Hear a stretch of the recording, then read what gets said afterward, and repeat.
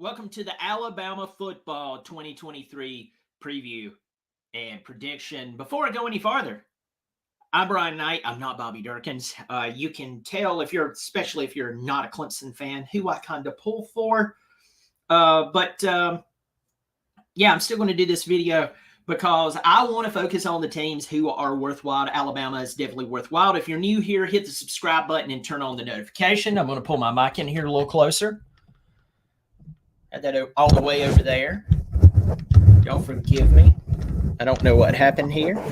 If you're new here, normally I have the mic sitting in the right place. I talk Clemson football as well as college football. Hit the subscribe button, turn on the notifications, hit the thumbs up. I looked at my analytics, have a ton of people who consistently watches me who's not subscribed. Subscribe. It does help out the channel, and I appreciate it. When you think of Alabama football, especially if you're a Clemson fan, you think of two specific games that changed modern history for Clemson. It was the two national championship wins against Alabama. If you think about modern college football, Alabama has to be respected. You may hate Saban. You may hate the Crimson Tide. You may despise everything about them. Maybe, just maybe, you wish Bryant-Denny Stadium would burn down. But they're Alabama. Now, if you would have told me that Bryce Young would leave Alabama with a Heisman Trophy, I could believe that. But without a national championship, I couldn't believe that. That Mac Jones would leave the University of Alabama and lead a team on his shoulders to a national championship. But Bryce Young wouldn't. I would have said, you're crazy. But that's how history panned out. Over the past few years, we've seen the SEC have some schools not live up to the hype. Texas A&M being one of them. We've seen LSU kind of fall off compared to that Joe Burrow team and come back. We've seen Tennessee reemerge after years of hibernating and poor admin decisions. And everybody's looking at Alabama going, hey, you didn't make the college football playoff. Now, as Clemson fans, we can understand that. We've missed the college football playoff 2 years in a row now. Some changes have been made for us. But after going there 6 times in a row, people, even the very devout fans, can't help but question if Swinney still has it. But I think there's a different approach with Nick Saban. There's people who's hoping that he doesn't have it anymore. He's won so many championships. He's beat so many teams. He's dominated recruiting. He's the reason that Alabama is relevant. So let's talk about the football team. As I said, Bryce Young, he's with the Panthers now, and I wish him the best. He seems like a very likable guy. Never met him, just seems very likable. They've hired 2 new coordinators in the offseason. Tommy Rees, a very odd hire, coming from Notre Dame, where he played quarterback, where he was the offensive coordinator. They gave him his shot. He took it. And then Nick Saban goes and gets him, of all people. I mean, you got to think about some of the big names that Nick Saban has had as OC. Lane Kiffin, Steve Sarkisian. We could keep going.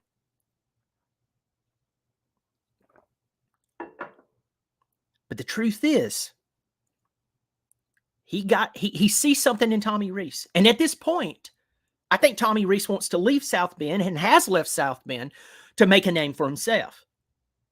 What a place to make a name for yourself with all the talent that they have. Then another hire that doesn't make sense to me. Former Alabama defensive coordinator Kevin Steele. Former Clemson defensive coordinator Kevin Steele. You remember when Clemson got beat by West Virginia 70-33 in the Orange Bowl? Swinney fired a guy and then hired Brent Venables. That guy he fired was Kevin Steele. I don't get these hires. Who is calling the plays? That's a very big deal. Even Swinney had to find out that he just couldn't hire anyone to run his offense. But you have to respect Nick Saban. Now, when it comes to the quarterback battle. The media asked Nick Saban this week, who's going to be the quarterback? And his response from a few different media outlets this week was this. Nick replied, "You're going to ask about the quarterbacks, and I'm going to tell you the same thing. Everybody is getting reps at the position. Somebody is going to take the bull by the horns. Somebody is going to separate themselves. When that happens, we'll tell you." That's a very Saban response.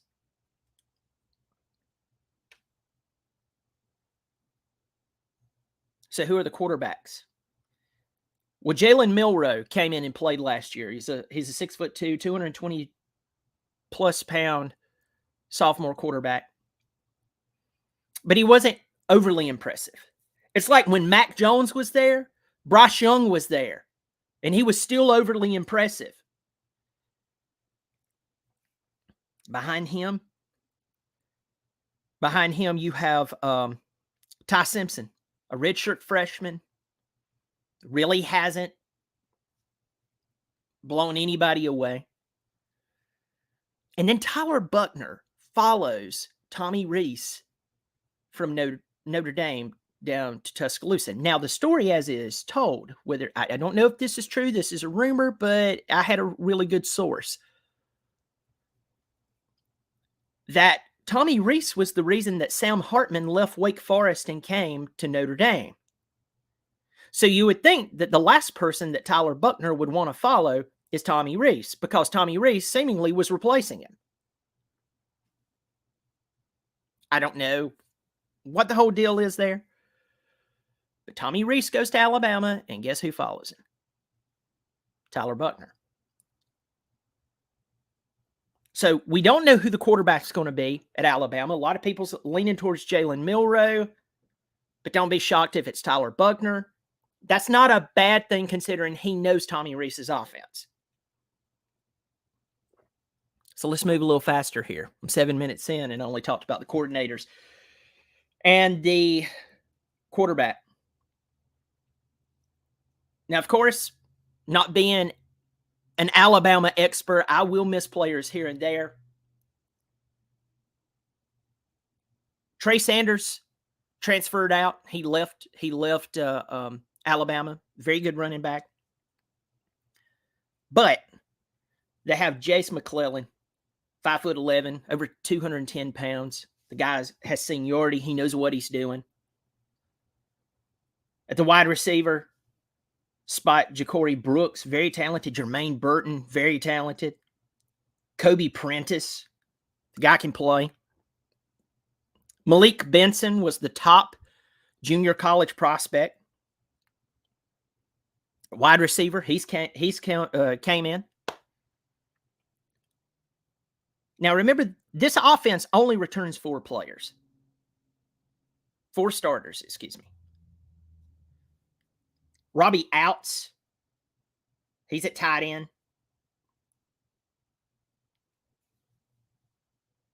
You also added Maryland transfer CJ Dipper, or Dipper, I think it's Dipper. Forgive me if it's not. And then along the line, you have this massive freshman, Caden Proctor, 6'7", 354 pounds. That sounds like a player that would play at Alabama. Massive player. Darian Dalcourt, Seth McLaughlin, Tyler Booker, and of course, J.C. Latham. So whoever's at quarterback has some big bodies in front of them that's going to protect them. They have wide receivers who can catch the ball. Even Alabama's 4th string running back is better than most running backs in the country.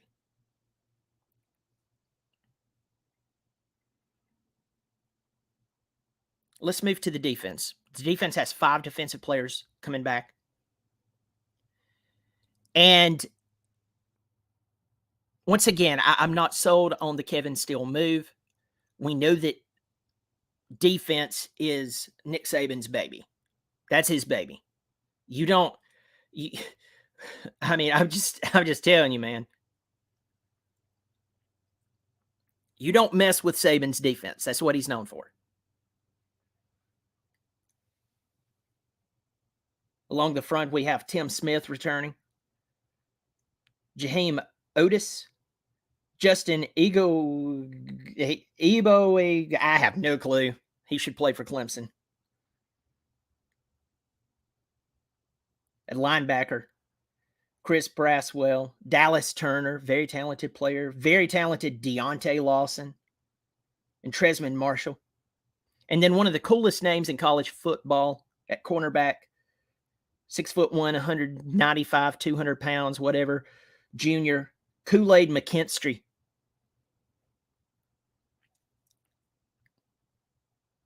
Terry Arnold on the other side. Senior Malachi Moore. And then freshman sensation, Caleb Downs.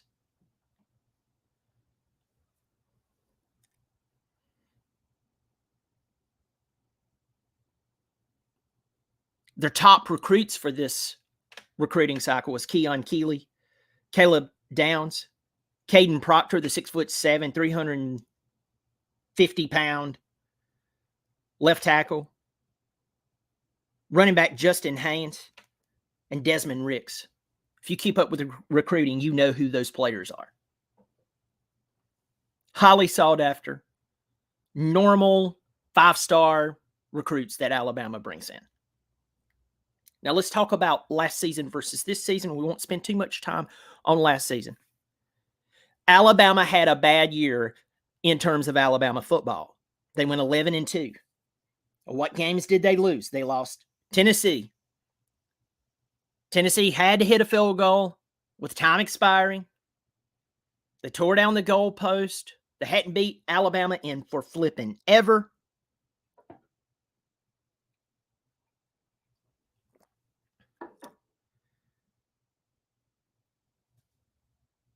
Then LSU went for 2. This is an LSU team that couldn't beat FSU. But they beat Alabama. They went for 2. They got it. They won by 1 point. Alabama lost 2 games by a total of 4 points. That's all that it takes. That's any sport. The higher score wins, unless you're playing golf or something like that. So people who are looking at Alabama football, and I'm far from an Alabama fan, but I find it really, really funny because I have seen how Clemson has digressed over the past few years, and people were celebrating like we won a war. People were celebrating like they won a war. Clemson had, finally, Dabo Swinney and his mouth that's always running. There's a bunch of hicks in the ACC who plays nobody, who just got lucky and beat Ohio State 31-0 that year. Came in and beat Alabama on that lucky play to Hunter Renfrow.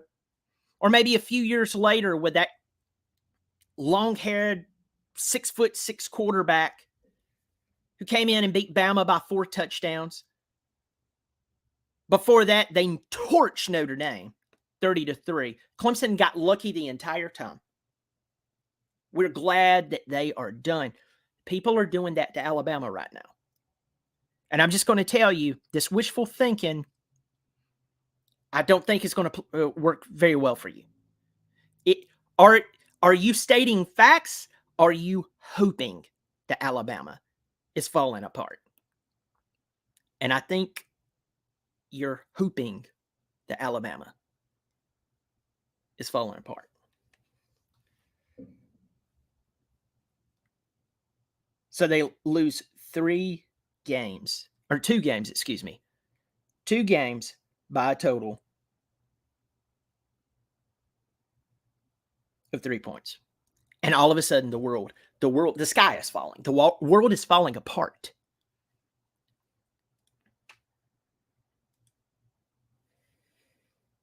So let's talk about the season coming up. So I'm going to share this from FBSschedules.com. I am not an affiliate. I just use this schedule. It's pretty easy to read. And I'm going to go through this really quickly.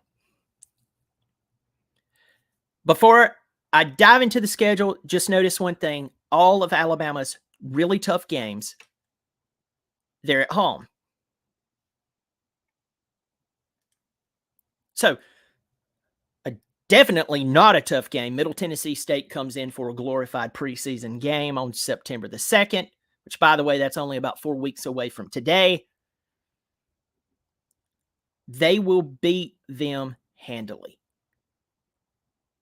That will be a good game to get the quarterback or quarterbacks on the field,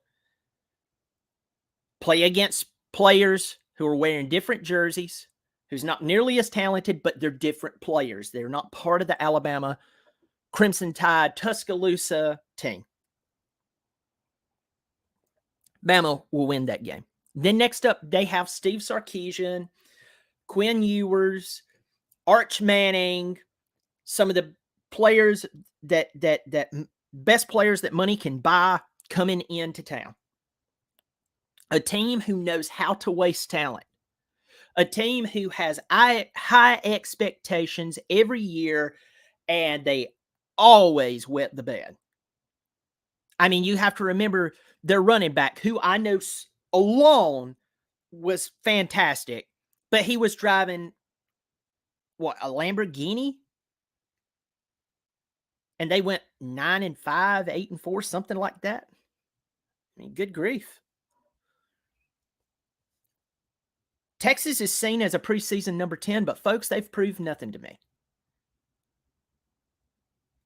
They're not a bad football team. I know that it went down to the wire last year, but this is in Tuscaloosa, and I expect this is not a toss-up game for me. It's a game of concern, but this is not a toss-up game for me. Alabama wins this game. I believe they win this game.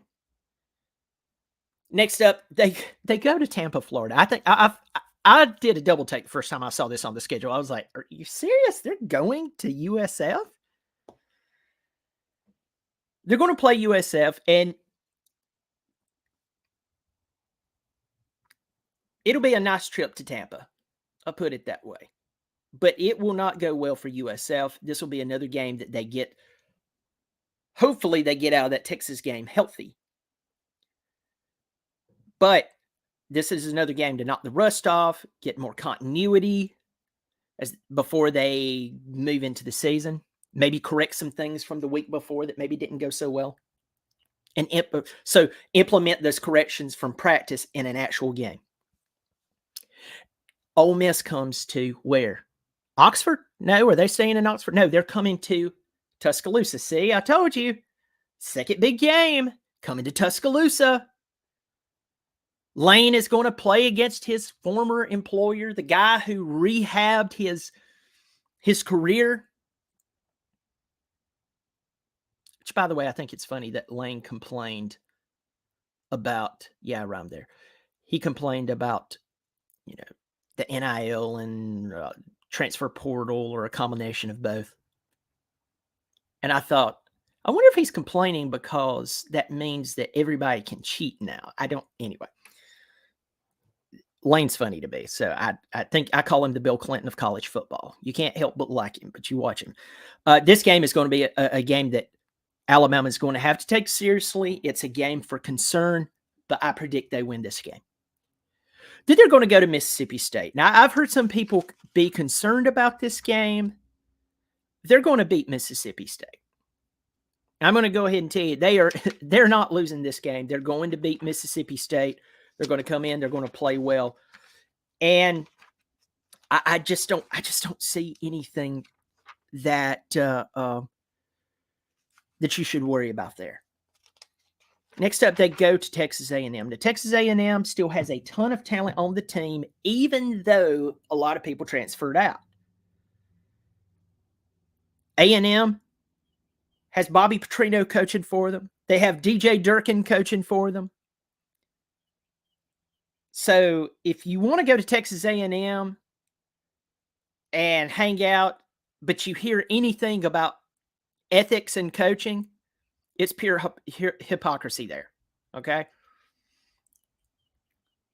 A&M has talent still. I just think there's disarray in the program. Once again, you have to respect the game. I think Bama goes to A&M, and they definitely get it done. I'm going to speed up a little quicker. Arkansas comes to town. I mean, they only return 4 on the offense. Not even half their defense. It wasn't amazing. I know KJ Jefferson's back, but I just don't see it. They win this game. Now, here is a toss-up game.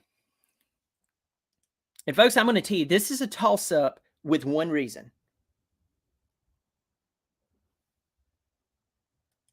One reason. And I'm going to do a Tennessee preview. But I've talked to Tennessee fans about this. I've talked to non-Tennessee fans about this.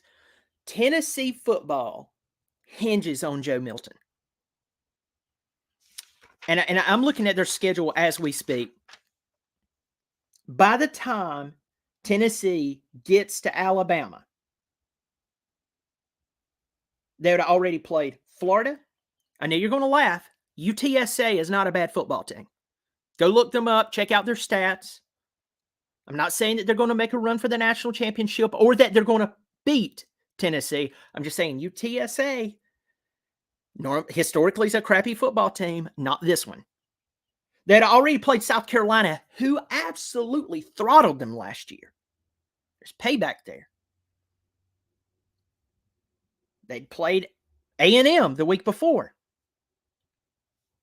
All of Tennessee's success, everything,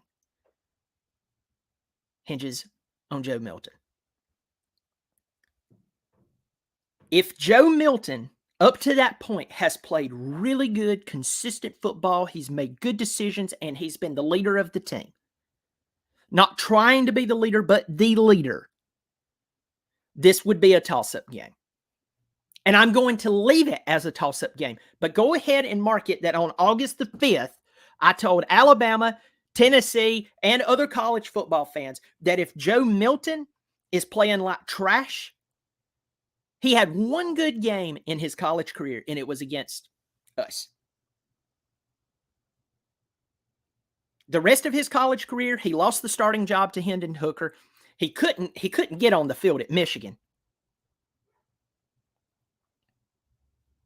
He has a lot more against him than for him. I could care less that he can throw a ball 900 yards laying on his back.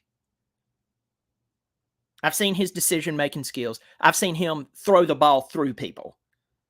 Well, unfortunately, that fell as an incompletion. Until I see him make a great decision, I'm just saying, everything hinges. Now, if he comes out there and he starts delivering, look out. You might have a loss on your hand, Alabama. This is a toss-up game. You definitely can win it. You definitely have them at your house. You definitely have revenge on your side. That's a toss-up game. Then you're off. You'll need to be off. It would be nice to chill out. No matter, even if you won that game by 2 touchdowns, you need to be off. Then on November the 4th, LSU comes to town. 2 weeks in a row of play with a bye week in between to face the 2 teams who kept you from the college football playoff by a total of 3 points. I keep looking down to make sure it's 3 points. You lost by 1 to LSU. Sorry, it's 4 points. Please forgive me. 4 points. I can't count. Now, I'm going to tell you the truth about what I think about LSU. I think LSU is a good football team. They have Jaden Daniels coming back. They have 7 on their offense coming back. They recruit well. Alabama does not do well with people beating them. And those people don't do well with having to play them again the next year.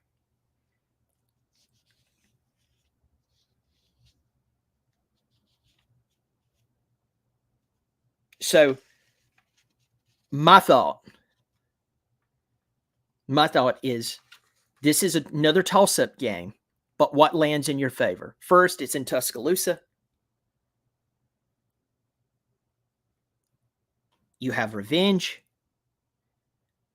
It might be a 3:30 game on CBS, or it might be a night game.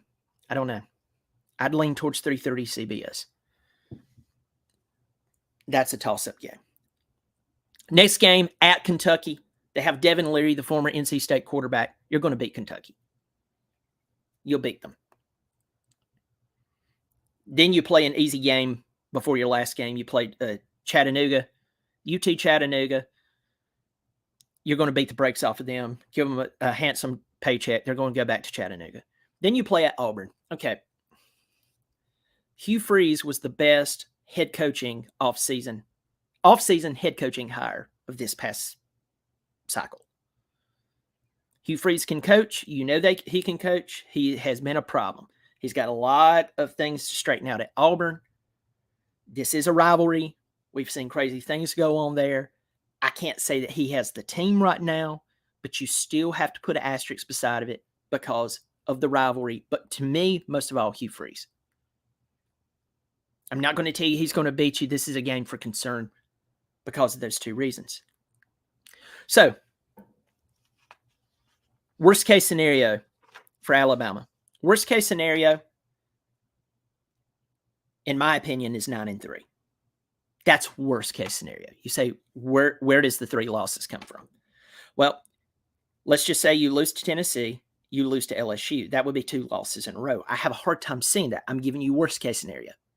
If the quarterback play is not really working out, maybe hiring Kevin Steele was not the best decision in the world. Maybe Tommy Rees is not panning out as the great offensive mind. You know, coaching up there at Notre Dame and then coming down to Alabama is different.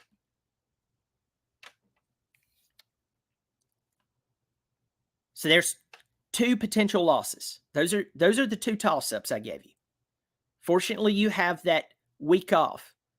If you lose one of these, I highly doubt you're going to lose 2 in a row, especially with a week off, okay? But you might drop a game somewhere. Maybe Ole Miss, I said it's a game for concern. Maybe Texas, I just don't see it. That's worst case scenario. What do I realistically see? I know a lot of people have said this, but I believe 11-1. You go back to the SEC championship. You'll probably play Georgia or Tennessee. Once again, Joe Milton, if he comes out, plays lights out, you might play Tennessee. Then Georgia's obviously the front runner for that one. 2-time defending national championship. Repeat, you know. Can you go undefeated? Absolutely.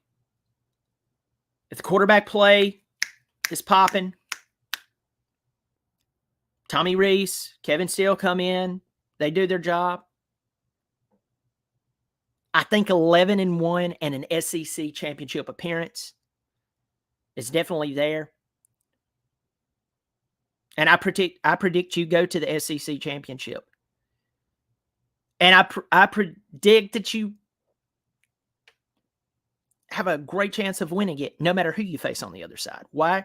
Because Saban hates to be undermined. Saban despises what happened last year. And remember, they went to their bowl game, the Sugar Bowl. They played Kansas State, beat them by 25.